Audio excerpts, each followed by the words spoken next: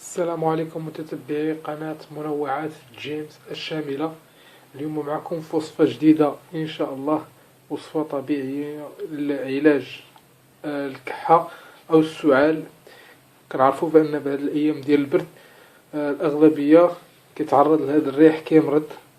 جبنا لكم وصفة اليوم اللي هي سهلة وموجودة في أي مطبخ مغربي، اللي هي كتكون مكونين أساسيين: زيت الزيتون والكمون البلدي أو الكمون البلدي. بالنسبة للكمون كلشي كيعرف بأن عنده الفوائد كثيرة نزلة البرد وأمراض الجهاز التنفسي بشكل عام، فهو طارد البلغم ويعالج التهاب الحلق والرئتين وكذا التهاب الجيوب الأنفية.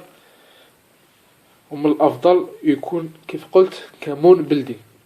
بالنسبة لزيت الزيتون فهي كتحتوي على مضاد حيوي طبيعي وعلى مضادات الأكسدة اللي كتعمل على قتل الفيروسات والبكتيريا.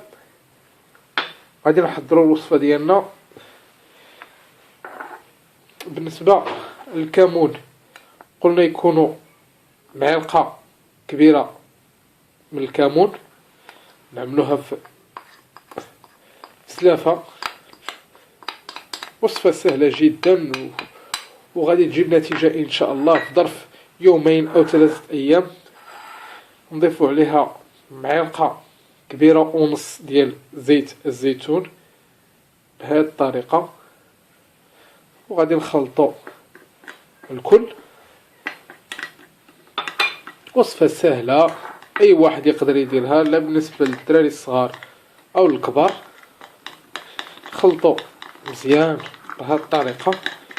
هي هذه الوصفة من الأفضل تخاد بالليل، يتشرب هذا الخليط كامل تخاد بالليل، والإنسان كل ما ياخذها يعني حتى الوقيته اللي غادي يبغي ينعس، حيت غادي يتعرق شوية، يتغطى مزيان ويشربها. وكيف قلت لكم وصفة فعالة وعندها نتيجة إيجابية إن شاء الله.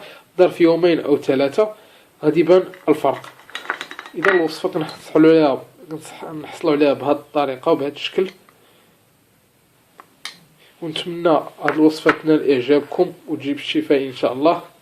ترقبونا في وصفات جديدة إن شاء الله مع قناة منوعات جيمس. مع السلامة وبالشفاء العاجل إن شاء الله لكل مريض.